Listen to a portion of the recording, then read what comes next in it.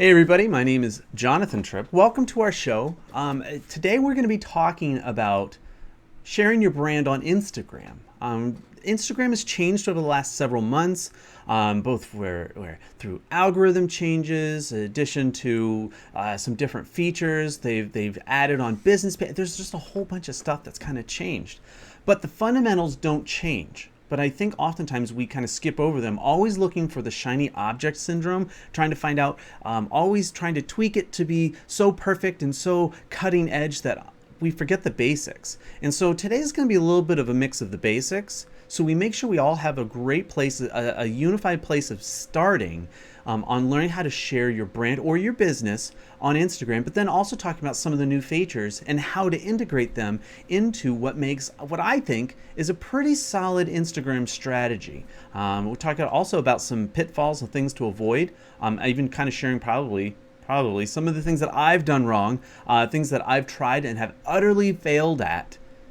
in my Instagram journey. So if you haven't already, I would say this. You guys, you can follow me on Instagram. It's just so simple. It's at JONTRIPP. It's at John Tripp.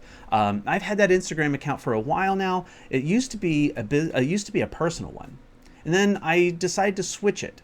I switched it over. I started posting more about my business and things like this, and things that I'm interested on the social media marketing side, consulting and social media management side, and kind of going through there. And then Instagram did this really awesome thing where they made it an option that I could go actually straight over to and have a business account. And now I want to talk about some of the features, and I will, because I know this is a live show, and hi to everybody that is joining us live. I'll actually probably just pull out my phone and I'll just kind of talk you through some of the things that you'll find on your Instagram account. Okay, so with that, guys, thank you so much. If you haven't already, by the way, please subscribe to our email community, and the easiest way to do that is over at jonathantripp.com/better social. That's our email community for new updates and things like this. I can't wait to be able to see and connect with you guys. All right, so this week, let's do this. So this week, kind of starting out this whole thing. I wanted to talk about a couple of things. All right. Obviously, you guys know, the facts and figures of Instagram and things like this, right? They just crossed over.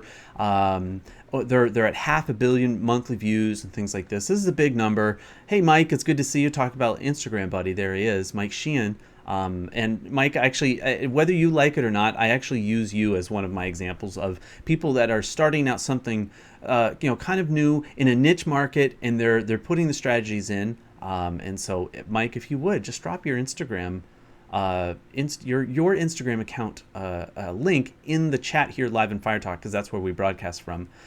But so talking about Instagram, guys, there's lots of different stats and different things, and they're always constantly changing. They're always growing. I think there's a couple of things that are noteworthy. One, it's been in business for 5 years. Facebook bought it. You can now run ads on it. There's a wide demographic involved, but that doesn't mean that you're only going to get one type of user. One of the 4 instances now is that the majority of my Instagram followers, which is different than almost every other platform, social media platform that I'm on, the majority are men on Instagram. Wait, how is that possible? Well, it's by developing a niche market. Okay, by developing a niche market, finding that and really delving into and getting to know and interacting with them. Okay, I love some of these, stats or things like Instagram delivers 58 more times engagement than Facebook, and I mean, honestly, I find it to be true. By engagement, we're going to define engagement by as a like, a comment. Something like that, whether it's a direct message or a repost or a share or something like that, that's an engagement. Facebook has kind of brought over Instagram into the Facebook world, really, with this last development through introducing the algorithm, the ads, and now the business pages. And now it's starting to feel more familiar like a Facebook account. Okay. So one of the things that I like is that what Instagram has done is that they've really kind of standardized several of the kind of the terminologies within Instagram. Okay, now I'm going to assume that everybody here already knows how to get an Instagram account, and I trust that you guys kind of already do have an Instagram account. If you're watching this, if you don't, it's really easy. You just need an email. Just go over to Instagram, download the app, because that's where you have to post and things like that from. So just get the app, download it, and we'll, and I do a webinar.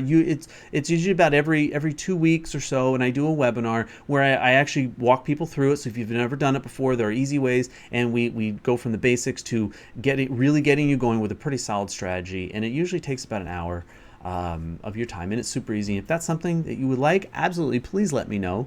Or you can go over to jonathantripp.com/Instagram workshop. I'm going to update that actually today for our next workshop time based out of this show today. Okay, so having said that, guys, Instagram, one of the ways that I think we need to really think about sharing your brand message on Instagram. One, it's primarily visual. Guys, this is not a blog.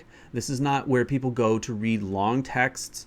This is not where people go to to read and listen to documentaries or movies or things like that. That is not what the platform is designed, and that's not how people use it.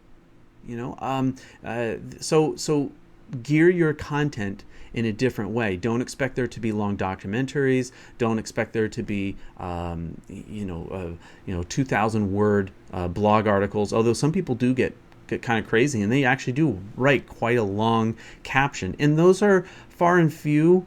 And for the most part, that strategy doesn't work for most brands. And there'd have to be I think there'd have to be a really good reason for you to do it. So, but for the most part, don't do that. That's a don't do. And I've tried it a couple times, through a series, and I find that my engagement actually doesn't really increase for the amount of work that I have to put in. So, having said that, what does work? What is a way to share your brand? And I think the first step, guys, and this is for everybody that's watching us either live or on the replay, it comes down to telling your story. Okay, if you cannot tell your story on Instagram, either it's probably because you don't know it. It's probably because you're not really super clear on what your brand or business is about.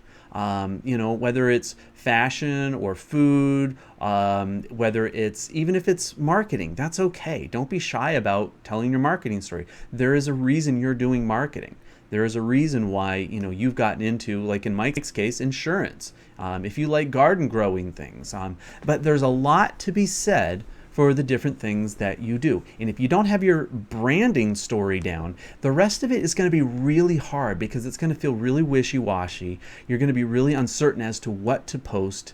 But once you get that down, everything else comes out. But once you guys do know your story, here's the thing. Now you got to tell it. Tell it to your fans. Tell it to the people that really want to hear it. Use some pictures, use some videos. And this is the number one thing that I hear back. I don't know what to post. I don't know what to do a movie about. I don't know about video, and I don't know how to do video, and I don't know, and they just kind of fill in the blank. That's where they put their reason, but it's really just an excuse. Because here's the thing, right? The biggest thing when you're talking about your business, we said share your story. Well, then define your story. You need to define your story and take snapshots of your story, essentially. You can do it through quotes. You can do it through just straight out images, just images with no quotes on them. You can do them through short videos. If you're freaked out by videos, then do them. That's right. If you are freaked out of your mind, you can't do videos. There is no way I can do a video. I'm not good on camera. I don't know what to say. That is the perfect reason to start doing videos. The other reason why is because that's one of the most popular ways people want to get to know you.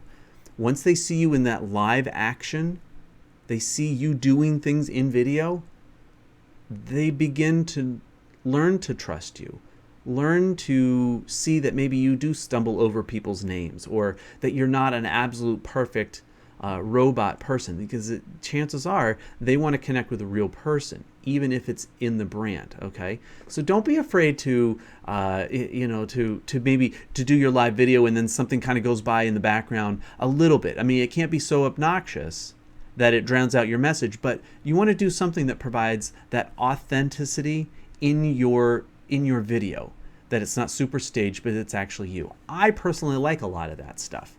So one of the first things that I would say is start to tell your story. Well, how do you do that? We talked about it's the quality of the image, it's the sourcing of the image. Okay, we'll kind of get into that a little bit more.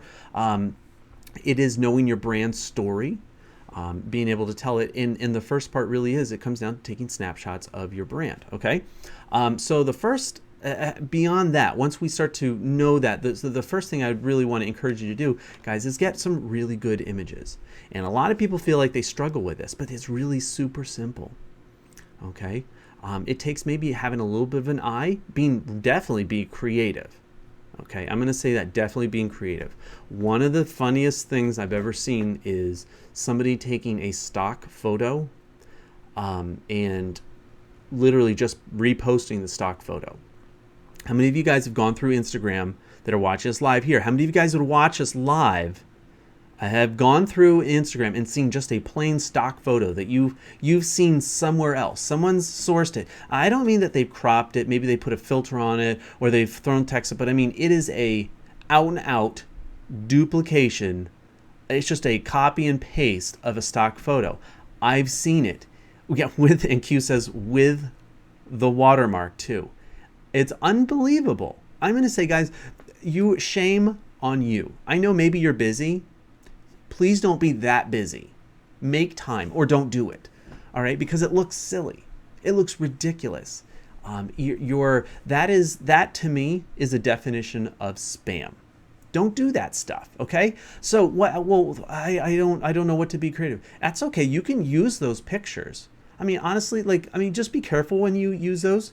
Don't always just use those kinds of pictures. One, make sure that it's legal to use. I'm just going to put that. That is just a blanket statement. It should be a no-brainer, guys. Make sure if you're borrowing or using pictures that you have the creative license to do that. There's tons of information out there, but never ever steal anybody's stuff.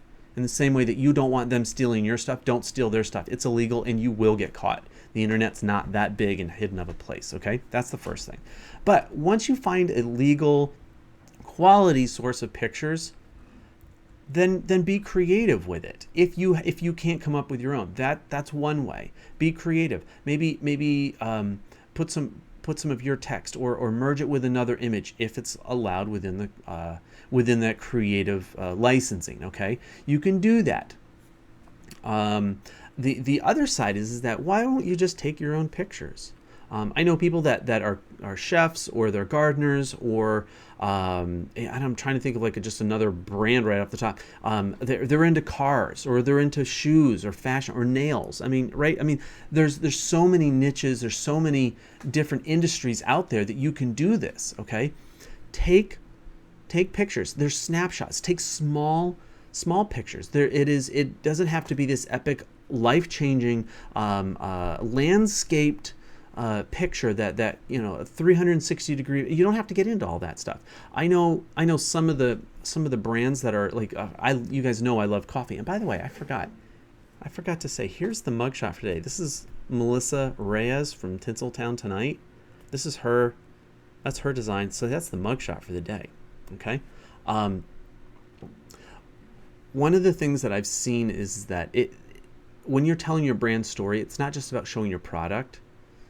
It's about showing the things about your product or how you're using your product, interacting, or having everyday life in your product. What you have either makes your life better, okay? Either makes your life better, or it's integrated in that makes you and helps you have the quality of life that you want. So one of the things that I saw somewhere was the idea that it's not just the fact that they're using, they're talking about coffee. They were because they roast their own beans. They actually showed the scoop. It was a picture of the scoop with some of the freshly roasted coffee beans in the scoop. Now, that's not a coffee drink. It's not a mug. You're not showing somebody drinking it, and on. All these things. See, now we're talking about. Now what we're doing is we're talking about some aspect of the business. And it was a great picture, very rich colors, very inviting. It was a close-up of just that one thing. I have no idea what else was around that. It could be an absolute mess, but that one little picture. And that was just a really good idea of that's you sourcing from your own business a really great picture that's engaging. Okay. So I'm going to say this, guys. If you're using Instagram, that's a super important way. That, see, now you're telling your story, something about your story, something about your brand with a really good high quality image, and now you own that image. That's yours. You can bring that up later. You can source it with others. You can piece it together. You can make a canvas out of it or something, right? I mean, there's lots of different ways in different instances that you can now use that one shot that you happen to find in, you used it in one place, okay? So I'm just gonna say, you're using high quality images that hopefully that you generate. And if you don't, if you need help, either buy the rights or the royalties, be able to use some others. Make sure that you're giving credit if you're taking others people's things, that you have permission and that you give credit as per the license. Okay, so that's really important. I'm trying to catch up here with some of the comments that you guys have. Yep, yeah, okay, give credit. Okay, cool. I love some of what you guys are saying. Okay, good sources. Yep. Yeah, Pexels, WordSwag app, Canva is another. Yeah, there are lots of them. There are lots of the probably the best thing to do is search online and then be sure to understand and read the creative licensing, the licensing that's out there, because some of them allow for licensing, Sarah, but don't allow for commercial use. Some of them allow for commercial use but don't allow you to alter the image in any way. Some of them allow you to use it, alter it, whatever, for personal or commercial, but you must give credit. You have to drop a link, or you have to say this, for photo courtesy of, whatever their specific rules are. Some of them just say, no, you could just use this out there. Even to the extent, how many of you guys heard this, right? There's been a lawsuit lately from a photographer against Getty Images that took her public image and copyrighted it and put it on there. And so they were charging people for her public use image. Yes, how about that? Isn't that a switch on the a switch on the ways people? So I don't know how that's turned out. I haven't really followed up on. I saw the headline. I read a couple. I was like, wow, there we go. Now we're talking about how a big company is getting is getting, it has to play by the rules too, just like the small people do. Okay, so kind of moving on. So we've talked about knowing your story, using quality images and videos. Maybe this is another really quick time. I do want to talk about videos, why they're important, because they really are in your business. Mike Sheehan actually does a really good job talking about something that I don't think everybody really gives it the credit. He talks about life insurance. He's a broker, right? And a lot of people are going like, oh my goodness, I can't believe it's life insurance. I don't want to listen to this stuff, right? But every time I listen to his video and I watch it on Instagram, I see he brings something personal. He brings something very specific. It's not a huge long story. It's a very specific story, a very specific point, and then a very easy to manage call to action. And that is a super formula. Okay, you can play around with it a little bit, but you have to have those things in there, I think, to make a really pertinent, a really effective, video. Even if you're not necessarily, I don't ever really hear him say, you need to buy, my insurance. He never comes out and says anything quite like that. But what he does do, he does come through and go, hey, there was a story, and he tells a quick story. He says, look, you need to pay attention to this stuff. Here, give me a quick call. Let me help you with this. It's not a big deal, but this is what I specialize in. And he changes it up a little bit here and there. But I'm really I'd love to see how he's changed the way he's doing in using Instagram for not just like a personal thing. And by the way, I happen to do this for a living.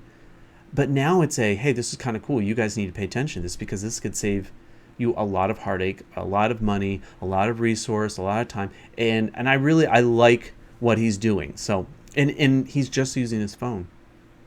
It's not terribly difficult. So I want to bring that up. One of the other changes that's happened in Instagram for videos is that it used to be 15 seconds, and I actually still kind of like the 15-second format, but it gives you a little bit of leeway. They've extended it. You can now, does anybody know how long, what the length of an Instagram video can be now? I dare you to chat. I dare you to put it in there. It's much longer. It's a minute and 20. I don't think it's a minute and 20. I think it's 60 seconds.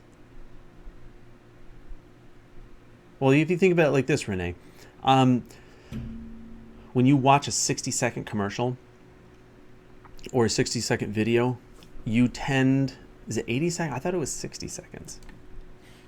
Maybe I'm wrong. I'm not above being wrong. But this is my point, right? So here's the thing. You have these much longer video sets, and if you're going to go from a 15-second video, which is kind of how people expect it, to a longer set, you still have to keep their attention. Because if you structure your video where you tell your story, or you present the problem and the resolution, and then you have the call to action. The call to action so far late in the video that people never watch it and get to it, it's useless. The call to action, there's no point in having a call to action. So I think that's kind of one of those really funny things that people don't really think about. You know. Yeah, so if you have a boring video, then people are never going to get to actually listening to your call to action. So we've talked about that. Let's okay, moving on. Let's talk about hashtags. Okay, hashtags are very interesting to me.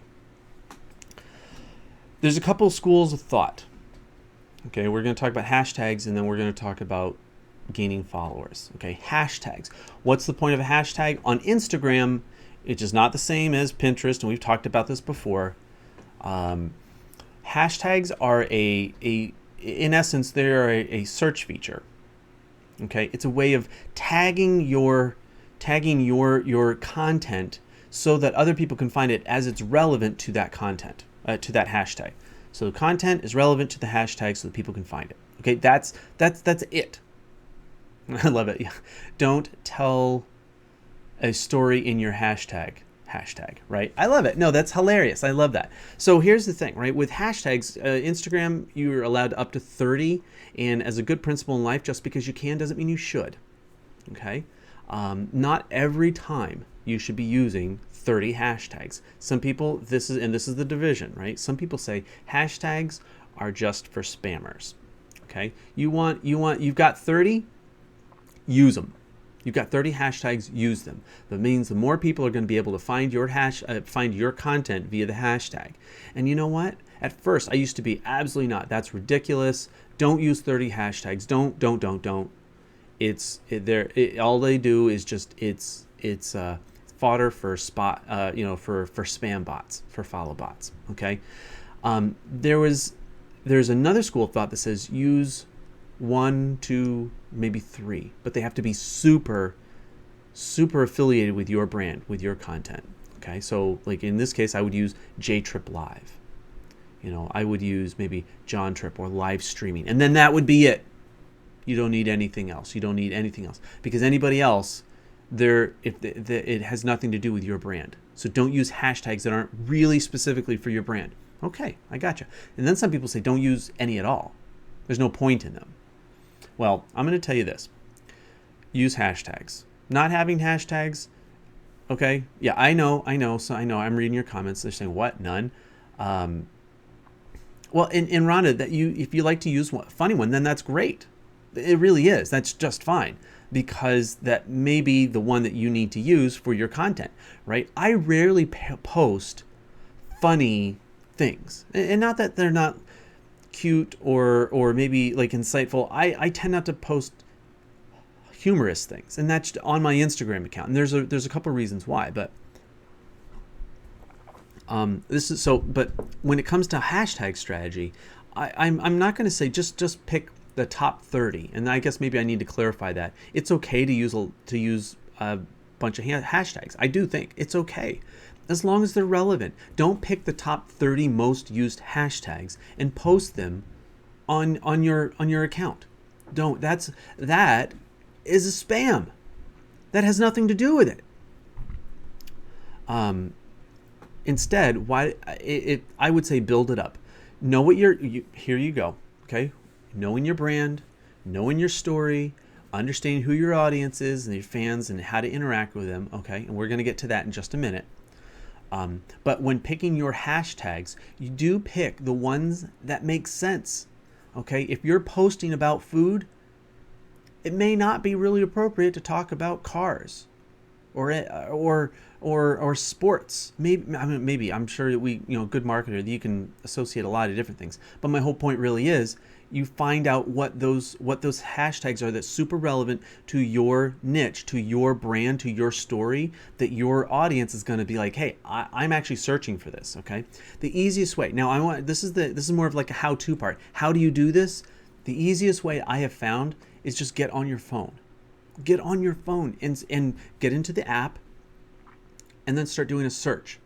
Okay, you could go in search here. I'll do one live right now. I have no idea what it's actually going to say. Okay, I'm going to search for live stream because that's what we're doing, live stream, and we're going to go for tags. Live stream. There are 295,000, almost 296,000 posts. Live streaming as a hashtag, 69,000 posts. So, and live streamers, 15,000, and live streams is like 2,300. Okay, so what did we learn from this? That live stream, it's got almost 300,000 posts. Not bad. Okay, I'm going to click on it. I'm going to see what the top post is, how many likes. The top post on that is getting 10,000 likes. Then the next one is like 2,200, 2,700, 460, 420, 140. I mean, it kind of goes down from there, which is very interesting. So when it comes to the hashtag live streaming, it actually seems like a fairly low competitive hashtag, okay? Now, I'm going to trust that you guys have other hashtags that you use that are not necessarily specifically branded. Like a branded hashtag would be JTripLive for this show. I used to use Blab Nation for the show. It's still part of the community, and I use it occasionally here and there, right? But when it comes to actually looking at the hashtag, one of the easiest ways to do is just go on and look up a hashtag. Yeah, see, that's Eileen. That's a branded hashtag. Now compare that to another hashtag, which would be like live stream or DIY videos. That's not a branded hashtag unless you own the DIY network, right? But you understand, you see what I'm kind of going, right? Garden life, or here's another, a non-branded but still kind of a funny one, mugshot. There's the mugshot, right? A non-branded example of a hashtag. So I always say this: you need to use both. Have your branded hashtag in there so that people are able to find it. I would also say have relevant hashtags. So if you're into gardening, find out do some searches, play around. Put in garden as a hashtag, find out, and then on the top, Instagram is actually going to give you some hashtag suggestions. They're not always the best ones, but they typically are the most popular or most related in it. So, and yeah, there are some different websites out there, other different resources to be able to research your hashtags. Those are super effective, but you got to they take a little bit, and it is a little bit, you got to know how to use the tool, and it does go a little bit deeper. But if you really are starting to get into this serious, that's a way to do it. But again, having super relevant I think is one of the best things that you can do for your brand on Instagram. Have a really good hashtag set. Without it, people are really, it's really hit or miss if people are going to find you. They may find you because someone else talked about it or from another place, okay? Hashtagify, that is, there's a couple of them out there. And I'm trying to think of them like right off the top of my head. Others, you can, Iconosquare used to be, now they've totally changed their business model. And it's funny because I still see videos popping up saying, oh, you need to go over to Iconosquare, which is fine if you become a paid member, okay, if it's a subscription, okay. Do you think less viewed hashtag is beneficial for, oh, okay. This is a really good question. Brian asks, he says, do you think a less viewed hashtag is beneficial for the life of the post? Yes. So this is one of those things that when I say don't pick the top 30, and here's the reason why, okay? When you attach a hashtag to your photo, to your content, video, or picture, okay, it puts it into the lineup from when it was posted. Okay, so if you post, I post usually like in the morning between 7 and 8 o'clock in the morning, Eastern time, my content, or my first piece of content. Okay, and I have a set of hashtags that I put in with that. Some of them are more popular, others are not. Okay, so when it comes to like that live stream, I'm bringing it up again. When I see that live stream hashtag at almost 300,000, that's okay. That's actually not that super big, but I would look at it first to see, is it like a lot of spammy stuff or is it pretty relevant things? But when we get into live streaming, now there's only 70,000 posts, which, guys, if you really think about it, 70,000 posts is not a lot, but it gets even better. Okay, the next one down, live streamer, 15,000. Now we have a grand total of 15,000 posts. And this is where you need to start playing around. You need to test it, try it out. Put some content out there with just maybe say one or two hashtags in there, see how they perform. And here's the reason why you just don't go and put 30 in there, because you don't know which ones are working, which ones aren't, to be honest with you. And so it takes a little bit. There's a little bit of strategy involved. And this is the point where a lot of businesses kind of go, no, I'm not going to do that. Or they're going to try it themselves and really fail at it. And I really hope that's not the case. But this is where, as a business, you need to decide: am I going to invest time or money into it? Time, and it is a little bit of money because you're going to have to pay somebody, but it's going to take time to make these things happen. Or the other route is you can then hire somebody to do that, to do the research, to put the time in, to come up with your hashtag set, and that is essentially, that's one of the reasons why I do what I do. I specialize in that. I do work with brands and I do work with businesses to be able to come up with an Instagram strategy, one that I actually know that works. Sometimes it's a little frustrating, okay, because it's a lot of hit or misses. It's mostly fail until you find that one or that set that actually really works. Now the real funny thing is that it doesn't actually cost as much as most people think. Okay, sometimes it's as little as maybe a session, maybe an hour where they need some brainstorming help or they need some resource help. That's a consultation, and that's fine. Sometimes it's all that businesses need. Other times it's going to take you, it's going to take $200-300, but it depends on what you want and what you want to get done. And that's why, like I said, I offer those strategy sessions. I offer that social media management set to help people in their Instagram account. And it's not super complicated all the time, but it does take a special set of skills. So that's the truth in it. But you can do it. It just might take you a little bit longer. So what's it worth? Is it worth more time or money? Hashtagging, finding a good hashtag strategy is actually that. Okay. So if you guys are interested and you do need help with it and you would like to work with me, please let me know. You can find me email me at jonathanwtripp@gmail.com. That's the easiest way to get a hold of me, or just use any one of the social media outlets you guys are already know. Just reach out and say, hey John, I'd really like to work with you on a project. That's it. And then I'll take it from there and we'll connect and we'll be able to help you. So we've talked about knowing your brand story, we've talked about knowing your brand story. We've talked about image sourcing the correct way, and probably not the correct way to do it. A little bit of hashtag strategy. We've talked about video. The last thing I really do want to talk about is getting into the mechanics of growing your account. And again, there's a couple of schools of thought on this. Okay, one of them is go out to a service.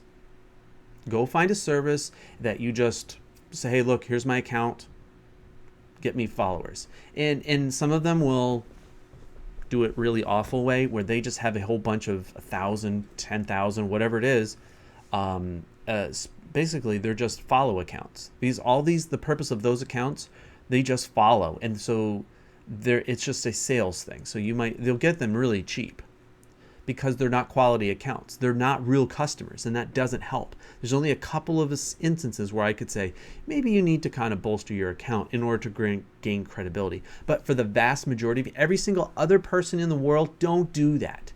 Don't buy likes or follows. It's a waste of your money, and it might actually get your account shut down. Okay, so that's the one. The other one is where they will help you gain followers. It's on a more organic method, and it is more quality, and that usually takes time to do that. But it may involve where you do a follow and unfollow strategy, which when performed correctly, I think can be effective. But it has to be really, really super careful for that. And I don't like a lot of the services that do it.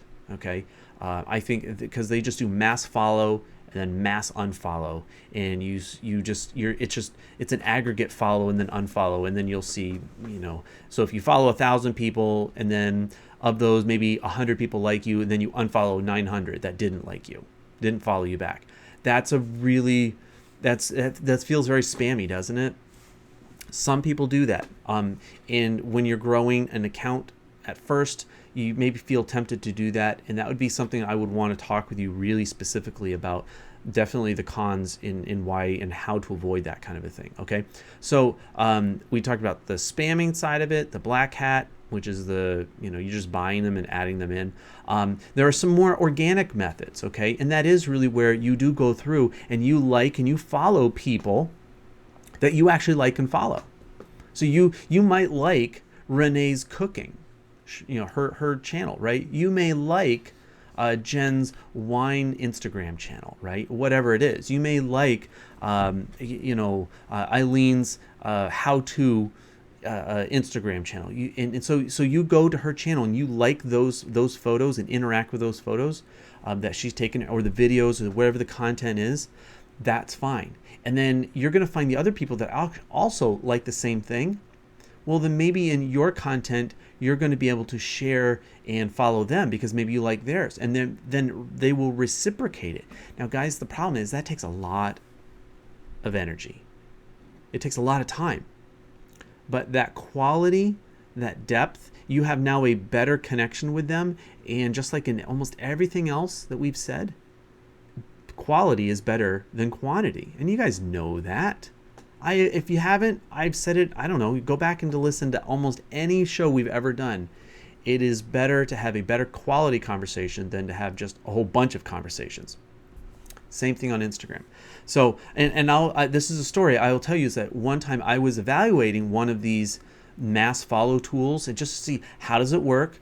Do they, it's just knowing the industry and knowing the thing. Well, guess what? I clicked the wrong button and it started the process, and I didn't mean it to. I was looking to see how the mechanics of it worked. Was this service doing something different? Maybe they were, and in order to do that, like I have to hook it up, and I want to see the analytics involved, and it was looking at who followed me, who didn't follow me, and all that kind of stuff. Well, I clicked the wrong button, and then I was like, and I didn't know it. I clicked the wrong button, shut it down. I was like, okay, I'm done. Like I knew what I needed to know. Well, it was working in the background, and it worked all weekend. I didn't know it, and it liked over 500 pictures from like 4 people. And I got a message from somebody saying, hey, John, is this what you consider to be authentic following? And I had no idea what this was. So I went back through and I was appalled. I was absolutely appalled. I sent a video message. I said, I am so sorry. There was a mistake, and I explained the situation the best that I could, that I understood. I went to their website. I wrote them a letter. I wrote them an email through their website. Well, they had blocked me. They blocked me. They still have blocked me. They never watch my videos. I've come in contact them through around the way. They say, oh, I know about you. And I said, well, it was a total mistake. They said, oh, okay. Never unblocked me because they don't really believe me. So I just want to show you that even an honest mistake of something that wasn't intended can actually damage your reputation ongoing. You blocked me on Twitter. Right. That's kind of the thing. And Brian, I think in the other people, I went back through and I unliked all of those pieces because it was spam. It was, and I even said, you have every right to do that. I understand. I said, but please understand, I wasn't trying to be spammy. It was just an honest mistake. And some people are okay with that. Some people are like, oh, John, I know you. You're fine. You're fine. And they other people are like, nope, Once it's done. Damaged relationship, burn bridges, we're done. And it's sad. I'm sorry to hear that. But lesson learned, right? Don't click the button, or don't click the button if you didn't know. It was just an honest mistake. So that was a fail on my part in growing my Instagram account. So last November, December is when I started to really kind of grow and think about, I wanted to grow my Instagram account. And, even as of this morning, and I thought about doing like a short video series on this, on like just the growth of the Instagram account, because I have switched over and I'm just pulling it up now, and I've got like over 7,700 followers, while I'm following about 1,500, give or take. And that number does change depending on if I see it spamming, if people posting irrelevant content, if it's all advertisement or things like this. So that number goes up and down. That's not a solid, I only follow like 100 people. I don't do that. I do follow. And I want to see, if you're not posting for like a month, I will unfollow you. But otherwise, I like to see, I brought my account down following to like 100 people. And honestly, my Instagram news feed, it got boring. So I followed a whole bunch of people that I thought were kind of cool, or that were in my industry and that had relevant content. And I like it. Follow for follow, not a good strategy. Yeah, thanks for bringing me back on. Follow for follow, not a good strategy. The reason why, if they're just going to follow you because you followed them, then they're not going to bring value to your account. You understand that, right? They're not bringing value to your account. If all they're doing, it's the same thing with YouTube or with our Fire Talk channel. If you're not producing content that they regularly interact with, and they're just following you to bring your numbers up so that you'll bring their numbers up, it's a bad way to go. Facebook took care of this problem with the like for like. You like my fan page, I'll like your fan page, right? When you stop interacting with that fan page account, it actually brings your overall organic reach lower, because nobody wants 10,000 likes with only 2 people engaging. Facebook says, obviously, you produce irrelevant content. Guess who owns Instagram? Guess who just updated their algorithm? And guess who just added on business accounts into Instagram? Hello, guys, do you not see the writing on the wall? The same thing's going to happen. So just don't follow for follow. It's going to kill you in the end. It's going to kill your account. So just don't do that. Can't game the system. Not anymore. They will know.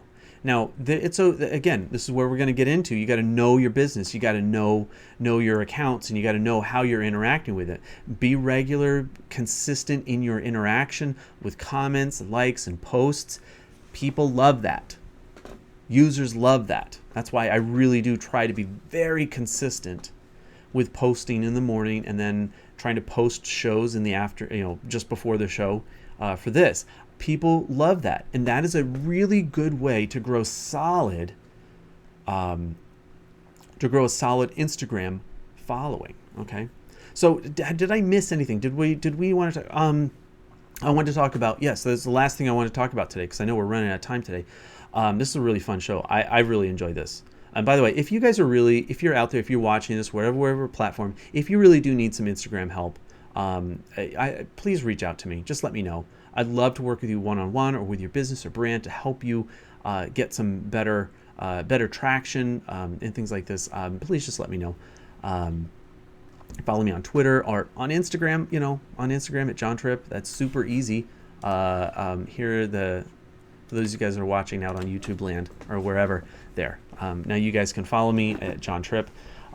So it's a great way. The last one I want to talk about was this is fairly new, and not all the features are being rolled out, but with higher profile accounts, ones that have larger, they're rolling out first, that have a lot of comments and traffic. You're now able to start to manage your comment section. I think that's super cool. I think it's super cool. That was super smart, because there are some Instagram accounts out there that are getting lots of comments. I think it's important that they added this feature on. They're keeping the platform relevant for high volume users. But how does this benefit, or how does this affect people that have maybe, say, like 100 or 1,000 followers? Some people are like, wow, I just got 1,000, and that's fantastic. It really is. A lot of people don't have that many. But what if you start to grow your reach and you're getting maybe 2 or 3 comments on it? Guys, maximize every comment. Anybody that reaches out, even if you, well, if unless it's absolutely, it's a spammer. I mean, and it's really a spammer. You go there back to their account, and all they post is the exact same thing, and they're selling fans and likes and stuff. Block those people, okay? But otherwise, interact. Somebody gives you even people send me, they give me like a fist bump and a coffee mug, as the emojis. I write right back to them within the best that I can, okay? But with what's happened lately, Instagram rolled out business accounts, okay? So this is where I'm still a little cautious about this, and here's the reason why, okay? Instagram is following a Facebook strategy for monetizing the platform en masse, okay? You've been able to promote or run ads through your posts. When you have a business account, and you can take your regular personal account and you can switch it over to a business account. And what it does for right now, it allows you to, 1, promote right from the post. 2, it gives you analytics. That's kind of cool. I thought that was okay. I thought that was a good thing, right? And if you've gone through, the easiest way, you just go straight to your profile page, and you'll see the little. They look like little, like a bar graph up in the right corner, on the upper right corner. And I don't think it's any different for iOS users. I know that I'm on Android, so that's the way it looks for me. But when you click on that, it gets you into where you are now able to actively look. It tells you about your impressions this week. It tells you about your reach, which is different, your impression versus reach. And then it tells you the clicks on your website, which is when you set your profile up correctly, you're going to have a link for people to take action on, okay? And then below that, you're going to have your top posts, and you can change whether it's your top posts, your top videos. You can sort it through engagement. Here, I'll be able to tell you. You have the time limit of 7 days, 30 days, 3 months, 6 months, and the last year, 2 years. Actually, I didn't know it go down to 2 years. I don't know if would you really want to look at what was your most popular post in the last 2 years? I don't know, maybe. Well, then it talks about what the impressions are, your reach, the engagement, comments, and likes. Super awesome. Now you can actually start filtering and find out what content is really relevant on your account, okay? So those are for your top posts. And this is the last one that I really think, it was really easy to set up, wasn't it, Mike? It was really easy. The last one I really liked, it's infographic on your followers, okay? And so when you click on that see more, it actually so like right now it says I've got 7,762 followers. 55% are men, 45 are women, okay? And then it tells me the age ranges. And they break it down like 13 to 17, 18 to 24, on and on, all the way up to 65 plus. Well, isn't that just like Facebook ads? It's a mobile version of the Facebook ads and their demographics on in their audience chooser, right? It's the same thing. Well, and then you can split that out to men, to women, to see, who likes what. It has a country and a city, so you can tell, like for me, New York happens to be the most popular city that people like my stuff in. I don't know why. I'm not in New York. I don't go to New York. I don't post about New York, but it is. And I'll take it. And the last one is the part that I really like. And what it does, it's a bar graph broken out by hour over every day. And you can do it by days. So Monday through Saturday and Sunday.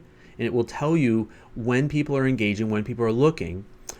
Or if you click on the hours, it actually goes by day. So you can look at, on Monday, I can tell that my number one engaged time is 11 o'clock. On Tuesday, it's 4 o'clock. On Wednesday, it's 12, and on and on. And you can actually, as you click through the days, and it goes Monday, Tuesday, Wednesday, and you can actually see when people are interacting at the high point. And this is going to be a case now. We didn't have this really before quite in this way, especially if it was native. You'd have to go to a third-party app. But now you're actually able to see when people are interacting with your content. And maybe that needs to be when and where you post your content with the proper hashtags so that people can find you. with the proper content so that your followers are engaging with your brand, engaging on your story and understanding. And now you have a real Instagram strategy for your business. Okay?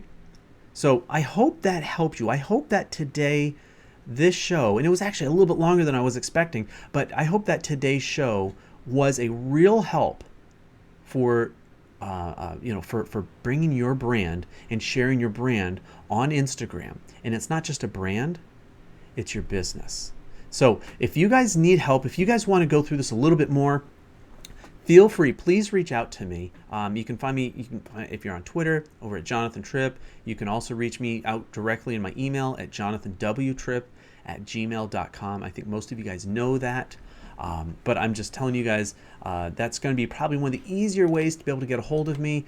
Just message me, say, hey, John, I'd love to work with you. Could you please help us out? And I'll be more than happy to call. We'll set up a time. We'll email, or whatever we need to do. We'll make this happen to help you grow your business on Instagram, because I still think it's a really awesome platform to be on.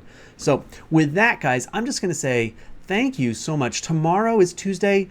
For those of you guys that watch us live every day, Tuesday, I'm not going to have a show tomorrow. I do have an appointment. Can you believe that? I have an appointment right during our show. I can't make it, but that doesn't mean that we're not going to have a show. We are going to have a show on Wednesday. So come back on Wednesday, and I'm sure some of you guys are wanting to know what's going on Wednesday. There's lots of stuff going on. So come back, or if you haven't already, you guys can join our group. Did you guys know that? If you haven't already, join our group over on group.jonathantripp.com. That's our Facebook group. I put the events up already in the community, so join us there. Click subscribe and like. So guys, with that, I'm going to end out our event. I'll start the after show, and you guys will see over there on firetalk.jonathan-tripp-live. So I'll see you guys there. Okay, take care.